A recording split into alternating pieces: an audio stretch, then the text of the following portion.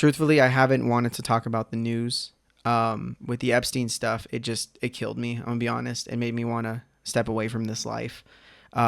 Seeing all the photos killed me, and knowing that no one's going to get in trouble, I just it's been hard to get up. It's been hard to see this stuff. I'm not gonna front here. So when you have news stories like this, it does make you feel a little bit better that like there's some funny stuff going on while all this shit is burning.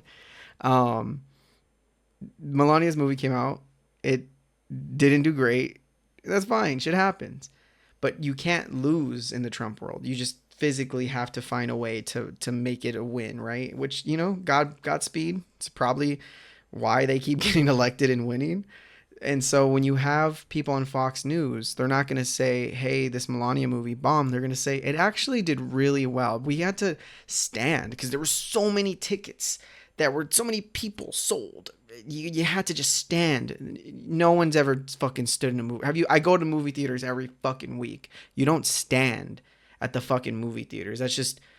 You're just lying. But that's the point. They don't give a shit. And when it's about like children in the Epstein files, yeah, that's depressing. When it's about their stupid shitty movie that was overfunded, it is a little funny. It is. I mean, it's sad, but we can laugh at it, right? You can't laugh at the Epstein shit. When you have people like Nick Adams, notorious Trump sycophant, he says, I'm I am settling in for a showing of Melania. Theater packed. Earlier, a bystander asked if I was heading in to see Avatar, and I stopped dead in my tracks. Avatar? No, son. I curtly replied. I don't watch woke movies. I'm here to see the groundbreaking documentary about incredibly talented First Lady. The man's two little girls began jumping up and down, pulling on his sleeve and begging, Daddy, we want to see Melania. But he stammered. What the fuck is this? What the fuck are we doing? I never heard of this dude. I thought this was a joke. And then I clicked on his shit and I'm like, oh my God, it's just constant. Like every 20 seconds, it's a post about how Trump's cock is so huge and how luscious his buns look. This is where we are in the world. Doesn't that suck? Isn't that awful? Melania, damn, that was a flashbang. Melania's movie was budgeted for 40 mil, and she made 9.5 in the opening weekend. She might be able to break even, but there's marketing costs, and so they say the rule is if you have a budget that's public, times it by 2, double it, because that's most likely how much it needs to break even, or sorry, to make its money back once it passed that number.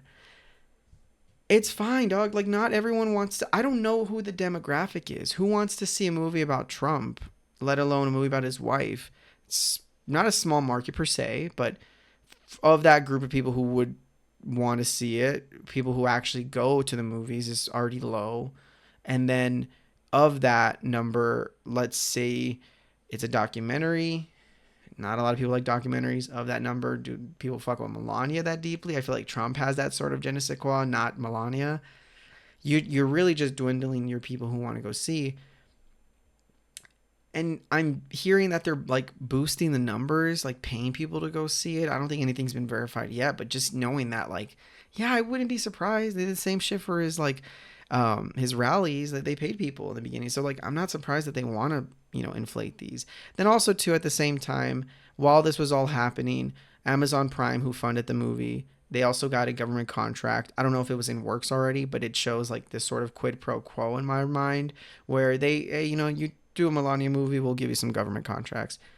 It's depressing. It's life.